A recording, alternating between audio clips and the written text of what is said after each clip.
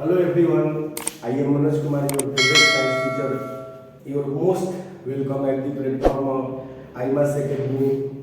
Today we are going to tell the important terminology of class 10 physics electricity. So first of all, we try to understand what is the meaning of electric charge, electric field and quantization of charge. So first of all, we try to define what is electric charge. Electric charge. What is the meaning of electric charge? The meaning of electric charge is it is the property of matter. It is the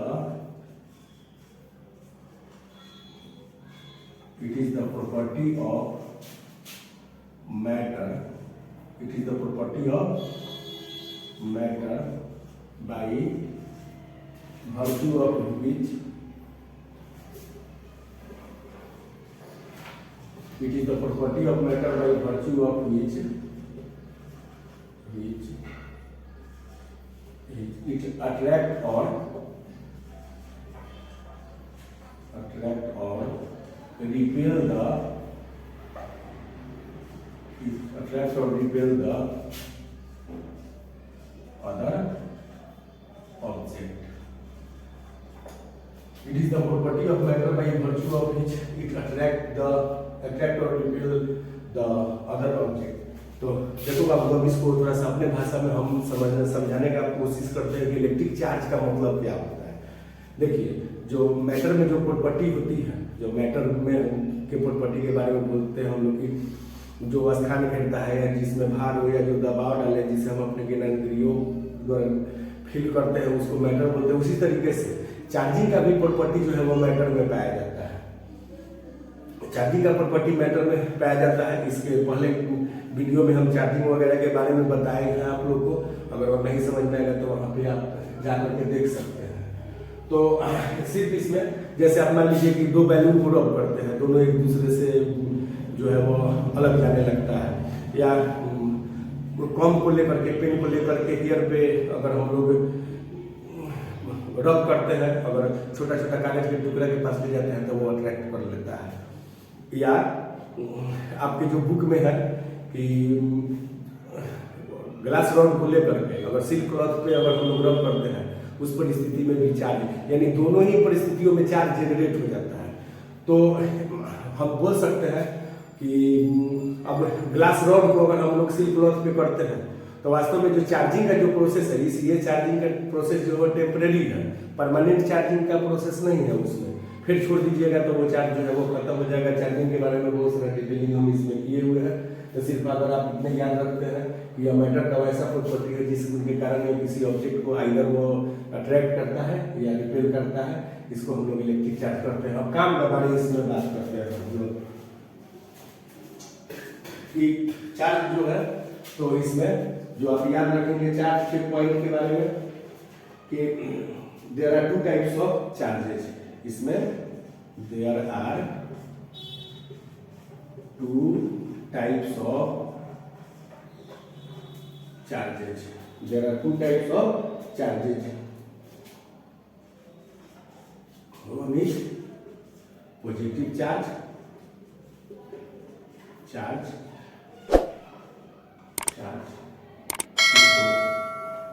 plus बी charge भी बोलते हैं हम लोग, और दूसरा जो है वो नेगेटिव चार्ज है।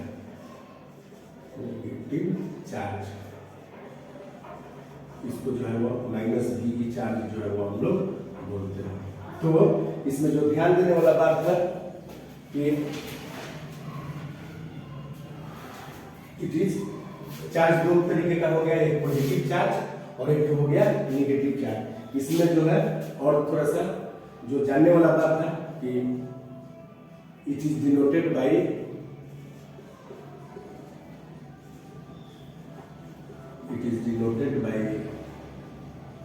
क्यू, कैपिटल क्यू और स्मॉल क्यू।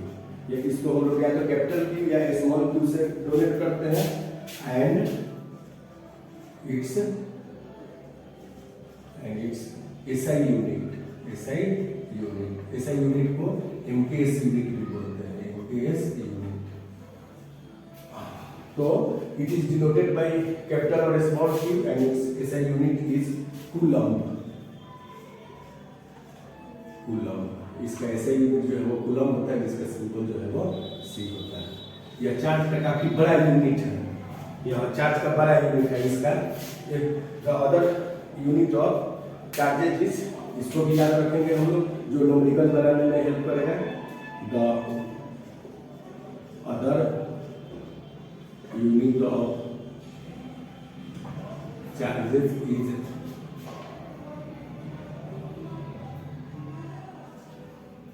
मिली कूलम्ब। मिली, इसको शॉर्ट में जो है वो हम लोग मिली कूलम्ब ऐसे बोलेंगे, जिसका वैल्यू होता है, मिली कूलम्ब का वैल्यू होता है 10 के पावर -3 कूलम्ब। और एक जो है माइक्रो कूलम्ब होता है, माइक्रो। ये MCQ में भी पूछता है, इसको म्यूसी बोलते हैं, इसका वैल्यू जो है वो 10 के पावर -6 होता है। इसको भी आप याद रखेंगे, जो आपको न्यूमेरिकल सॉल्व करने में जो है वो हेल्प करेगा। तो ये हो गया कि electric charges it is nothing but it is the property of matter by virtue of which it interact और repel the other object. There are two type of charge, one is positive charge and other is negative charge.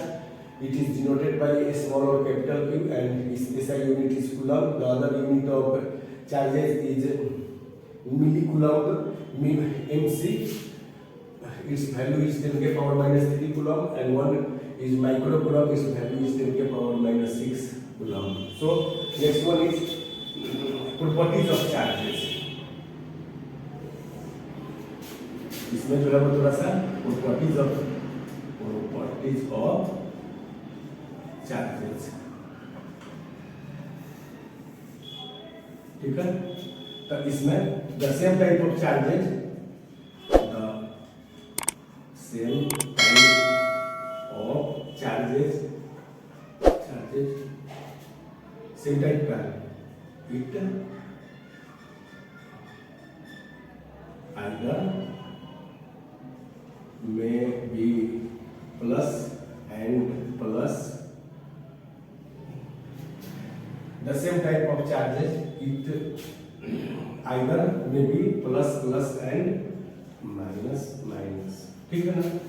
The same type of charges repel each other, repel each other। Same type का charge जो रहेगा वो एक दूसरे को repel करेगा, यानी जब दो प्लस प्लस ऑब्जेक्ट होगा या जब दो माइनस माइनस ऑब्जेक्ट होगा, यह दोनों क्या करेगा, एक दूसरे को रिपेल करेगा, एक दूसरे को रिपेल करेगा। सेम चार्जेज रिपेल, ठीक है। And opposite charges attract each other. थोड़ा सा और इसको लिखते हैं हम लोग।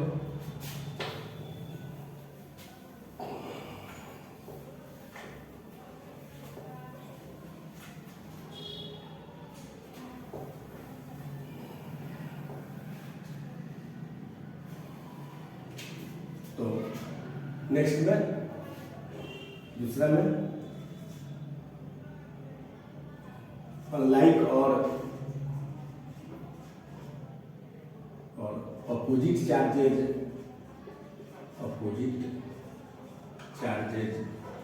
अनलाइक और opposite charges it may B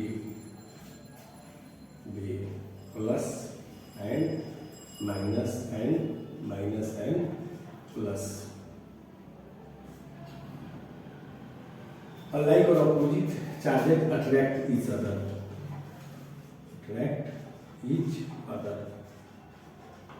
तो जब चार्ज जो है वह या तो माइनस प्लस होगा या प्लस माइनस होगा, दोनों परिस्थितियों में ये जो है क्या है, एक दूसरे को अट्रैक्ट करेगा, तो इसमें attract each other। That's clear? So this is the property of charges, and next we discuss the electric field. What is the meaning of electric field?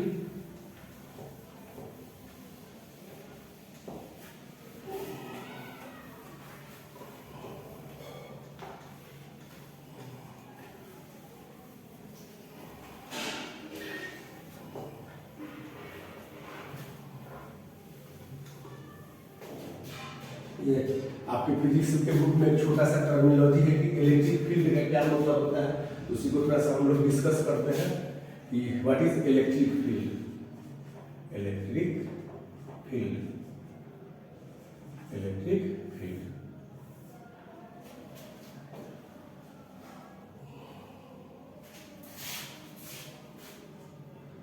Electric charge,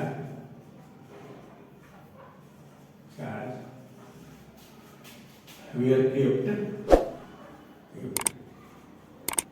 electric charge were kept, it create a electric charge were kept, create a small area,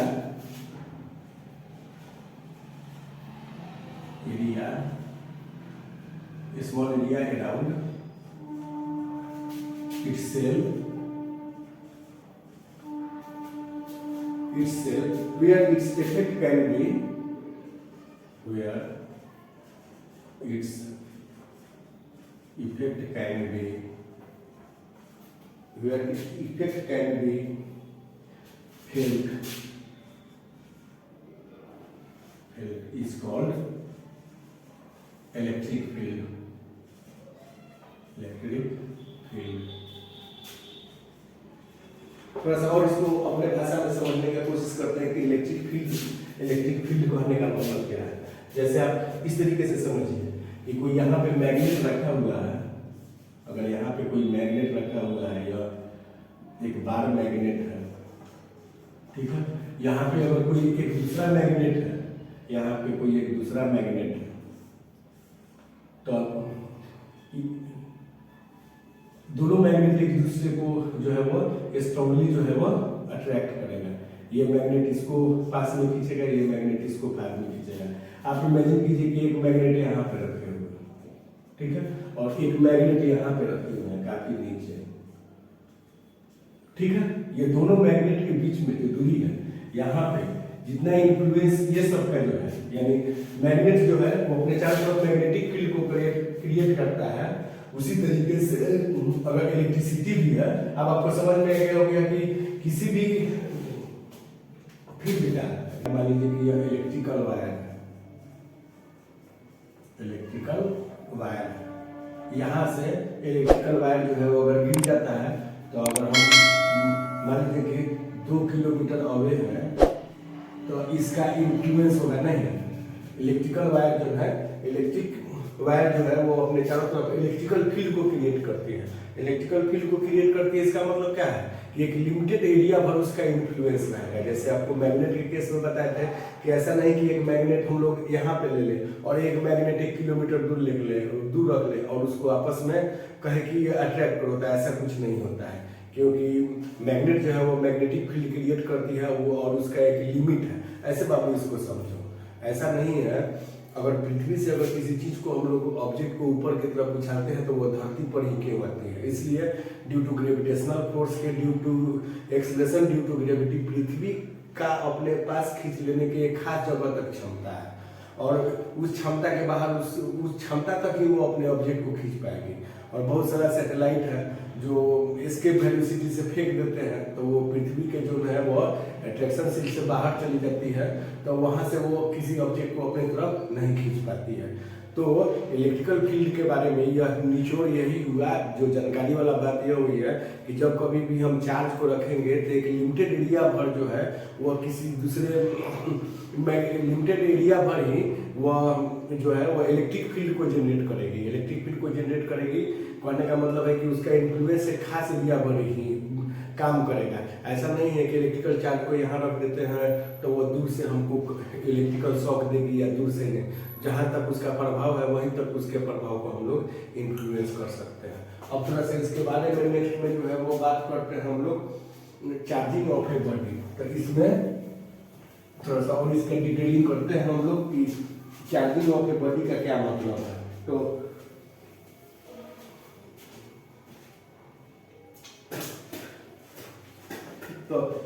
अब इसका बात करेंगे charging a body. Charging a body, charging a body का मतलब friction के वजह से, friction की वजह से। इसका कॉन्सेप्ट यह है कि आपको बताए हुए थे कि जब कभी भी हम ग्लास रॉड को, किस चीज को, ग्लास रॉड को, अगर हम लोग ग्लास रॉड को लेकर के अगर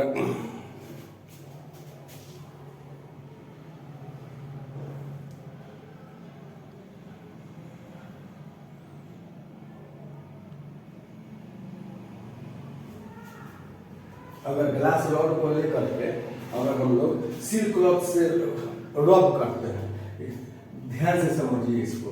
मान लीजिए कि यह ग्लास रॉड है, क्या चीज है, यह ग्लास रॉड है, ग्लास रॉड। इसको अगर हम लोग सिल्क का क्लॉथ पर लेकर के, सिल्क के क्लॉथ है या किस चीज का क्लॉथ है, सिल्क का क्लॉथ है, यह जो है वो सिल्क क्लॉथ है। तो ग्लास रॉड को अगर लेकर के हम लोग रब करते हैं इस पे, तो होगा क्या, ग्लास रॉड पॉजिटिवली चार्ज हो जाएगा, पॉजिटिवली चार्ज हो जाएगा, और ये जो सिल्क क्लॉथ है वो जो निगेटिवली चार्ज हो जाएगा। क्यों ऐसा होगा, हमको इसमें ये नहीं पता करना है कि यह दोनों ही परिस्थितियों में ग्लास रॉड और सिल्क क्लॉथ चार्ज हो गया, वो टेम्पोररी चार्ज हुआ, परमानेंट चार्ज जो है वो नहीं हुआ। वास्तव में इसमें हुआ क्या, आप ऐसे इसमें समझिए। पहले पॉजिटिव और निगेटिव के फंडा को समझते हैं कि पॉजिटिव और निगेटिव का फंडा क्या है। मान लीजिए कि ये ग्लास रॉड के पास में 3 गो इलेक्ट्रॉन है और 3 गो प्रोटॉन है, आपको पता है। अब इसमें से या मान लीजिए कि ये सिल्क क्लॉथ है, अब इसके पास में मान लीजिए कि 3 गो प्रोटॉन है और यहाँ पे 13 जो है वो इलेक्ट्रॉन हो गया। इस परिस्थिति में अगर आप मान लीजिए यहाँ पे थोड़ा सा कि जब हम फ्रिक्शन इसको इससे रब करते हैं, किसको, सिल्क क्लॉथ को अगर ग्लास रॉड से अगर हम लोग रब करते हैं तो इसका इलेक्ट्रॉन निकल के, किसका, ग्लास रॉड का इलेक्ट्रॉन निकल करके इसके बाद सिल्क क्लॉथ के पास आ गया।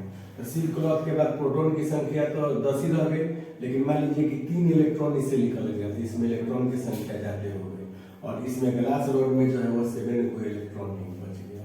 तो इसमें पॉजिटिव ज्यादा क्वांटिटी बच गया है, तो इसलिए ग्लास रॉड जो है वो पॉजिटिवली चार्ज हो गया, और इसमें 10 को प्रोटॉन पर 13 इलेक्ट्रॉन आ गया, यानी इलेक्ट्रॉन की संख्या ज्यादा हो गई। तो यह सिल्क क्लॉथ क्या हो गया, silk cloth got cloth negatively charge, negatively charge due to excessive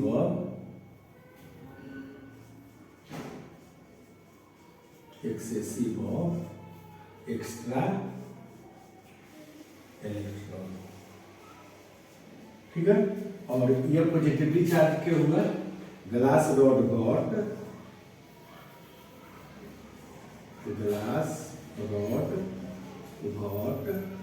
positively charge due to it has excessive, ठीक है ना, number of positive charge, that means 7 electron and 10 proton. ये तो बात आपको समझ में आ गया होगा। तो इसी तरीके से चार्जिंग में पड़ता है। इसमें कॉन्सेप्चुअल बात क्या है, कॉन्सेप्ट का क्या मतलब है कि अगर हम लोग बॉडी को चार्जिंग करते हैं तो बॉडी को चार्जिंग इसमें किस तरीके से करते हैं, फ्रिक्शन की वजह से करते हैं। फ्रिक्शन की वजह से हीट जनरेट होती है, हीट जनरेट होने की वजह से जो है वो आउटर मोस्ट ऑर्बिट में जो इलेक्ट्रॉन है उसकी एनर्जी ज्यादा हो जाती है, और ज्यादा होने की वजह से इलेक्ट्रॉन जंप आउट हो जाता है, और जंप आउट हो जाता है तो एक बॉडी में पॉजिटिव चार्ज और दूसरे बॉडी पे नेगेटिव चार्ज जो है वो जनरेट हो जाता है। तो इलेक्ट्रिकल फील्ड के बारे में या मैग्नेटिक फील्ड के बारे में या किसी के फील्ड के बारे में, फील्ड क्या होता है, जहां तक ले उसका प्रभाव बना रहे। सब आदमी है उसका एक अपना फील्ड है। कोई कहता है ना कि हमको मैथ के फील्ड में ज्यादा जानकारी है, कोई कहता है कि साइंस के फील्ड में ज्यादा जानकारी है, या कोई कहता है कि मेरा सर्किल लंबा चौड़ा है, तो सर्किल को ही फील्ड के तरह ही समझिए कि सर्किल जो भी है वो फील्ड के जैसा ही है। इसका क्या मतलब है कि वहाँ तक ले मेरा इन्फ्लुएंस है, वहाँ तक ले यहाँ प्रभाव है मेरा, वहाँ तक हम अपने प्रभाव को दिखला सकते हैं। So I hope this concept you must understand. So next is इसमें next is you also write down the in the form of notes glass rod with silk, glass rod rubbed with silk cloth, glass rod rubbed with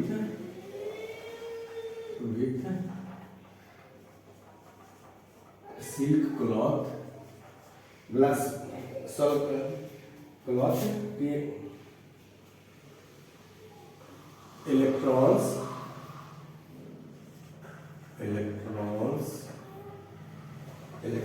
move from glass rod to silk, move from glass to silk, therefore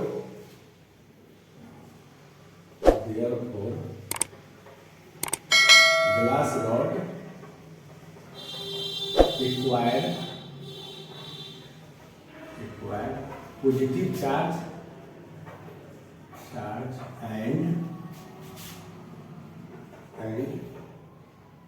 silk cloth required negative charge। इसको थोड़ा सा detail में समझ लीजिए कि अगर हम लोग ग्लास रॉड को सिल्क क्लॉथ से अगर रब करते हैं तो ग्लास रॉड से इलेक्ट्रॉन जंप आउट होकर सिल्क क्लॉथ के पास चल जाती है। तो इलेक्ट्रॉन सिल्क क्लॉथ के पास चल गए तो इलेक्ट्रॉन की संख्या ग्लास रॉड के पास कम हो गई और सिल्क क्लॉथ के पास ज़्यादा हो गई। तो ग्लास रॉड के पास पॉजिटिव हो गया, क्यों? क्योंकि इलेक्ट्रॉन उसमें से कम हो गया, प्रोटॉन की संख्या ज़्यादा हो गया। और सिल्क क्लॉथ के पास प्रोटॉन की संख्या तो उतना ही रह गया लेकिन इलेक्ट्रॉन की संख्या ज़्यादा हो गया, जिस वजह से ग्लास रॉड जो है वो पॉजिटिव चार्ज हो गया। अब इसके बाद बात करते हैं क्वांटाइजेशन ऑफ चार्ज के बारे में।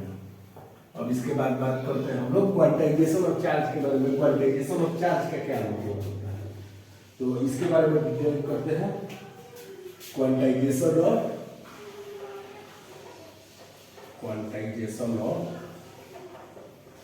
चार्ज। क्वांटाइजेशन ऑफ चार्ज का क्या मतलब होता है? क्वांटाइजेशन ऑफ क्वांटाइज जो वर्ड है वो क्वांटिफाई से मतलब होता है, जिसका मतलब है कि fixing a particular value. Quantization of charge का क्या मतलब होता है? क्वांटाइजेशन डिराइव किए हुए है क्वांटिफाई का मतलब, क्वांटिफाई का मतलब या इसका मतलब होता है फिक्सिंग ए पार्टिकुलर वैल्यू। अब इसका क्वांटाइजेशन बोल रहे हैं, इसका मतलब क्या होता है? देखिए क्वांटाइजेशन का मतलब है कि fixing a value. Fixing a value का क्या मतलब है कि in integers in the number of whole values. Quantise करने का मतलब है कि fixing a values. Fixing a value यानी वो नंबर जो है वो नहीं जो है वो फ्रिक्शन के फॉर्म में होने चाहिए, नहीं वो वैल्यू जो है वो डिसिमल के फॉर्म में होने चाहिए। इसका मतलब क्या होता है क्वांटाइजेशन ऑफ चार्ज का मतलब? तो अगर इसको भी डिवाइड देंगे तो ये भी डिसिमल में चला जाएगा, ये तो खुद डिसिमल में है ये। अब आप कुछ क्वांटाइजेशन का मतलब कुछ इस तरीके से समझिए, या मान लीजिए कि हमको अगर मार्केट से बनाना खरीदना है, केला खरीदना है, आप खुद इमेजिन कीजिए अगर केले वाले को बोलिएगा कि 2.5 केला दीजिए तो केला वाला बोलेगा कि नहीं, अगर 2.5 केला नहीं खरीदना है, कितना है तो 2 कीजिए, 3 कीजिए, 4 कीजिए। ये सब जो है वह यानी डिसिमल वैल्यूज में नहीं चाहिए, फ्रैक्शन वैल्यू में नहीं चाहिए, होल में वैल्यू में चाहिए। इसी को क्वांटाइजेशन बोलते हैं। जैसे मार्केट में आप ऑमलेट बनाने का कहिएगा कि 1.5 अंडा का ऑमलेट बना के दीजिए, 2.5 अंडा का ऑमलेट बना के दीजिए, 4.5 अंडा का ऑमलेट तो देगा बेटा? नहीं देगा। तो या देगा तो 2 का देगा, 3 का देगा या 4 का देगा। इसी को यानी कोई भी वैल्यू अगर होल नंबर के फॉर्म में हो, 2 हो, 3 हो, 4 हो, 5 हो एंड सो ऑन होगा, यानी वो नंबर को जो है वो नहीं फ्रिक्शन में होना चाहिए, नहीं डिसिमल फॉर्म में होना होना चाहिए, उसी को जो है वो क्वांटाइजेशन हम लोग बोलते हैं। ठीक है, तो अगर क्वांटाइजेशन ऑफ चार्ज के बारे में बात करें तो चार्ज के क्वांटाइजेशन के लिए जो फॉर्मूला जो है वो गिवन है, वो the quantization of charge is given by the quantization of charge is given by the formula Q equal to NE। इसका मतलब क्या हुआ बाबू? Q का मतलब क्या होगा, N का मतलब क्या होगा, E का मतलब क्या होगा? आपको पता है कि चार्ज को है जो स्मॉल या कैपिटल से, where Q equal to charge. ठीक है, चार्ज इन कूलम। ठीक है, इनका मतलब हो गया नंबर ऑफ इलेक्ट्रॉन,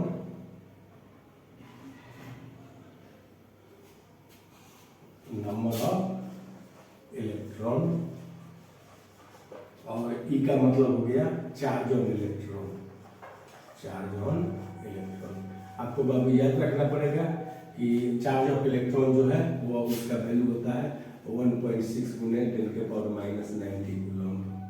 ये इलेक्ट्रॉन पर चार्ज है। निगेटिव इसलिए लगाते हैं क्योंकि इलेक्ट्रॉन पर इलेक्ट्रॉनिक चार्ज जो है वो निगेटिव होता है। तो इसमें क्वांटाइजेशन ऑफ चार्ज के लिए Q बराबर NE, यहाँ पर आप याद रखिएगा कि ये जो है वो क्या है, नेट चार्ज के बारे में बतलाता है, या नेट चार्ज के बारे में बतलाता है, या इलेक्ट्रॉनिक चार्ज के बारे में बताता है, और ये जो है इन बराबर क्या है, नंबर ऑफ इलेक्ट्रॉन के बारे में बताता है, एक तो सम करते हैं, एक सवाल करते हैं, आपको और क्लियर हो जाएगा कि इसका क्या मतलब होगा। तो इस तरीके से छोटा छोटा NCERT का नोटिकल है, आप अगर बनाइएगा तो आपको आगे का कॉन्सेप्ट जो है वो क्लियर होगा। और सवाल का प्रैक्टिस जरूर कीजिए। फिजिक्स का मतलब ये है न्यूमेरिकल के सवाल को सॉल्व करना। अगर आपका न्यूमेरिकल का सवाल सॉल्व हो रहा है, समझिए कि मेरा फिजिक्स को खींचाना है, अदरवाइज और उसका रिवीजन जो है वो जरूरी है। तो ये क्वेश्चन है NCERT का, late us calculate number of electrons, let us calculate number of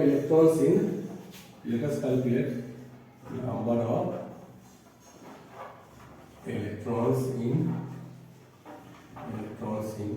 one coulomb of charge। एक कूलम चार्ज में कितना नंबर ऑफ इलेक्ट्रॉन होता है उसको फाइंड आउट करना है। तो सबसे पहले इसके लिए जो इसके सॉल्यूशन में जो फार्मूला अप्लाई करेंगे वो फार्मूला क्या होगा मेरा, Q बराबर NE।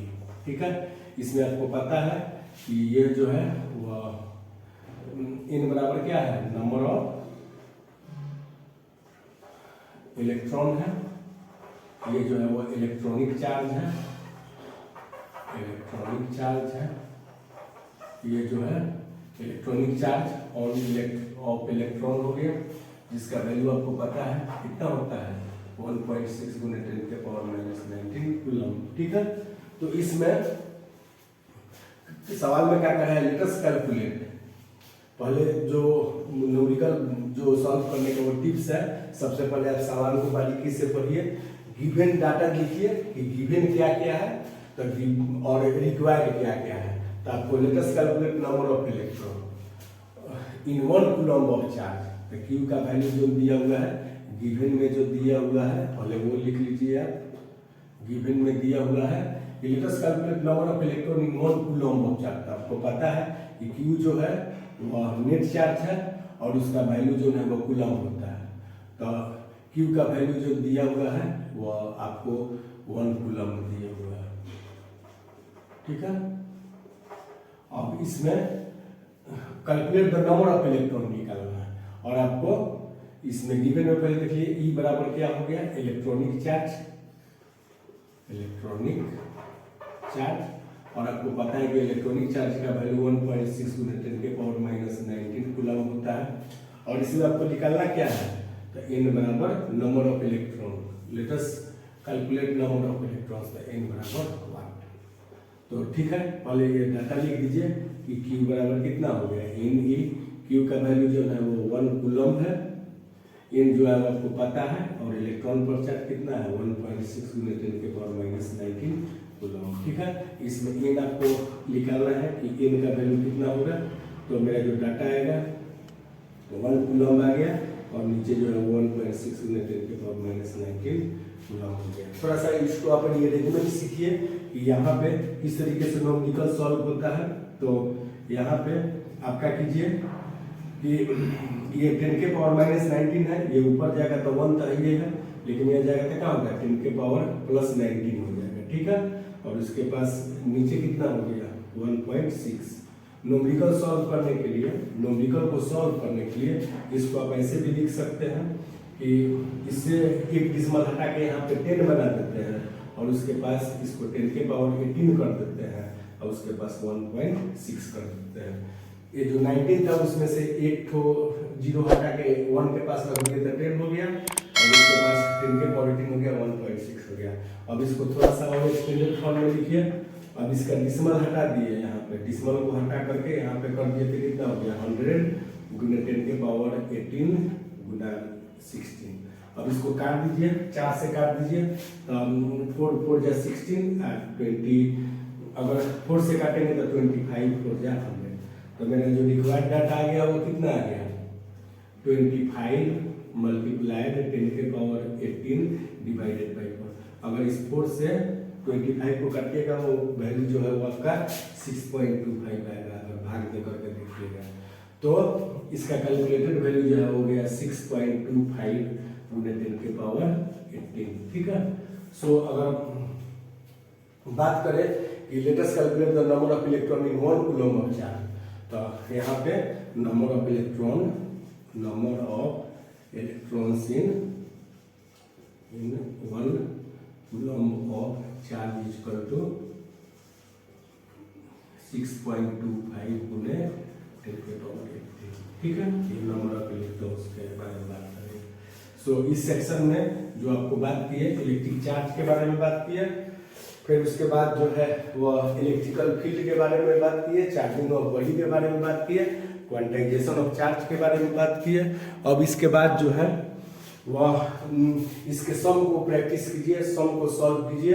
अगर कोई डाउट होता है तो कमेंट सेक्शन में लिखिए, I will try to answer of your problem. हम आपके प्रॉब्लम को सॉल्व करने का कोशिश करते हैं। अब नेक्स्ट वीडियो में मिलते हैं और इसके नेक्स्ट सेगमेंट के बारे में आपको बात करते हैं, और फिजिक्स का अच्छा कॉन्सेप्ट आपको समझाने का प्रयास करते हैं।